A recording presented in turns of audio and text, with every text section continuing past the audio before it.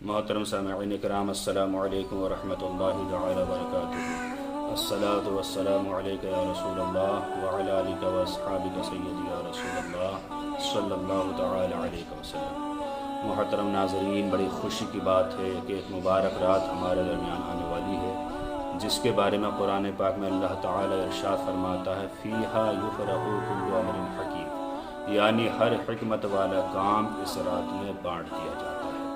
حضرت عبداللہ ابن عباس رضی اللہ تعالیٰ عنہ سے مروی ہے کہ حضور صلی اللہ تعالیٰ علیہ وسلم نے ارشاد فرمایا کہ اس رات میں ہر حکمت والا کام بانٹ دیا جاتا ہے، یعنی ہر نوشتہ، ہر رجسٹر، ہر فرشتے کے حوالے کر دیا جاتا ہے۔ رزق کا رجسٹر حضرت میکائیل علیہ السلام کے حوالے کر دیا جاتا ہے۔ جنگوں کا رجسٹر حضرت جبرائیل علیہ السلام کے حوالے کر دیا جاتا ہے۔ زلزلے، زمین کو کہاں دھسانا ہے، کہاں برکت رکھنی ہے، کہاں سلیہ آنا ہے، زلزلے وغیرہ، یہ حضرت اسرافیل علیہ السلام کے حوالے کر دیا جاتا ہے۔ اور کس انسان کی آنے والے شب برات تک موت واقع ہونی ہے، اس چیز کا رجسٹر حضرت ملک الموت اسرائیل علیہ السلام کے حوالے کر دیا جاتا ہے۔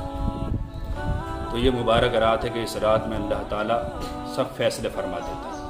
علامہ صاوی رحمۃ اللہ تعالیٰ علیہ فرماتے ہیں کہ اس رات میں اللہ تعالیٰ تمام رجسٹر پر کرا دیتا ہے، اور یہ رجسٹر شب قدر یعنی رمضان شریف کی 27 رات تک تیار ہو جاتے ہیں، پھر وہ لوگوں میں، فرشتوں میں بانٹ دیے جاتے ہیں، پھر اسی کے مطابق سارے کام وجود میں آتے ہیں۔ یہ کتنی بڑی فضیلت کی رات ہے کہ اس رات میں ہمارا نوشتہ لکھا جا رہا ہے۔ تو ہمیں چاہیے کہ جب ہمارا نوشتہ لکھا جا رہا ہو تو ہمیں عبادت کی حالت میں، رکوع کی حالت میں، سجدوں کی حالت میں ہو، قیام کی حالت میں ہو، روزوں کی حالت میں ہو۔ اس لیے اگلے دن کا روزہ رکھنا بہت اعلیٰ ثواب ہے، اور یہ کتنی بڑی فضیلت کی بات ہے کہ اس دن اللہ تعالیٰ آسمان دنیا پر خاص تجلی فرماتا ہے، اور بنی کلب کی بکریوں کے بالوں کی تعداد کی برابر گناہ گاروں کی مغفرت فرماتا ہے، چاہے وہ کیسے ہی گناہ گار ہو۔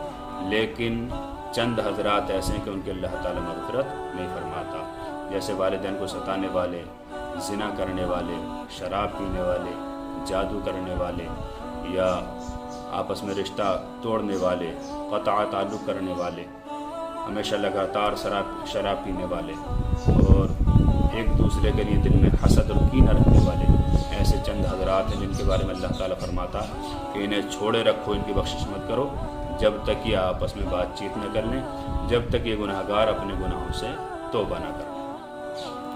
یہ کتنی بابرکت مبارک رات آ رہی ہے کہ اس رات میں ہر چیز کا فیصلہ کر دیا جاتا ہے۔ ہم کو چاہیے کہ اس رات میں زیادہ سے زیادہ عبادت کریں، اور صبح کو اللہ تعالیٰ کی رضا کے لیے روزہ رکھیں۔ انشاءاللہ اللہ تعالیٰ کی ذات سے امید ہے کہ ہماری عبادت بھی قبول ہوگی، ہماری روزہ بھی قبول ہوگا، اور اللہ تعالیٰ دونوں جہان میں ہمیں سعادت نصیب فرمائے۔